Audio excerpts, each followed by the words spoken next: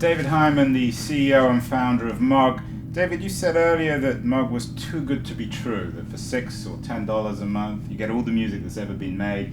You get it on your cell phone, you get it on your home stereo, you get it on your car. Is it, though, too good to be true? I've heard rumors from some artists that this ultimately is not a viable economy to enable artists to make a living on the sale of music. Yeah. You know, it's a much better place for artists. So, you know, the average iTunes consumer today, I think, is spending about $3 a month on music, okay? Of which labels are getting, I don't know, 65, 70%, closer to 65%. The average Mog subscription is $10, the bulk of which is going back to content owners. And so... Bulk meaning what, 80%, 90%? You can't officially... In the range, I can't, yeah, in that range. And so... Less than 100%. When you think about that, how much is going back to the content creators versus the average iTunes purchaser, it's a better world. If everyone was on this world, they'd be doing much better. And I think, you know, the holy grail for labels, you know, labels and artists are, you know, generally their interests are aligned on this. They both want more money. You know, the holy grail for them is, you know, getting it so far into the subscription ecosystem that it's just part of your cable bill. You know, if every American was kicking a couple of bucks back to the music industry a month, if Comcast was, you know, kicking $2 a month back to the music industry, think about that $2 a month from everybody that pays for cable compared to just the people that spend money in iTunes at $3 a month. You'd be capturing $2 a month from all the people that spend nothing in iTunes. It's a much better world. What happens to piracy in the Mog or the Pandora or the Netflix world? Does it go away? You know, I don't think it ever completely goes away, because even if you were to get it into Comcast, right, there's people who don't pay for cable.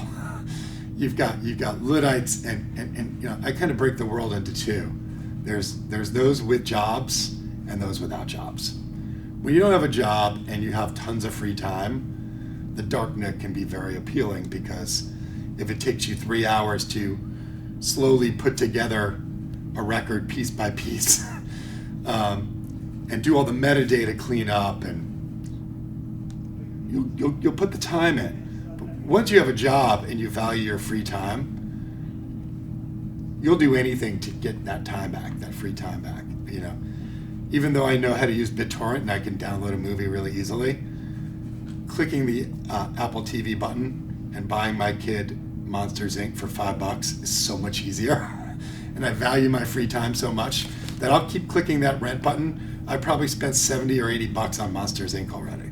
And I just keep renting it over and over again, because I value my free time. And I think that's what it all comes down to. We've got 20 million people paying for satellite radio today. And so I don't think the darknet ever goes away, but I think if we get services like Mog to a place where it's ubiquitous, it's in your car, it's everywhere, the value is so much greater than the free alternatives that a majority will choose to pay. How does your cloud model change the relationship between the artist and the audience? It's a really interesting question. I philosophize about this myself often. I mean, one interesting thing is that we pay based on frequency of plays, right? And so, and a fly-by-night artist that has one big hit, where everybody listens for a few days and don't play it in 8 years, is different than the artist that creates content that has longevity or lasting value, where people play that music for the next 10 to 20 years. You know, in some ways, it fixes a lot of the problems in the industry, and that the artists that are creating long-term quality content will do better than the one-hit wonders. So that's kind of interesting. You know,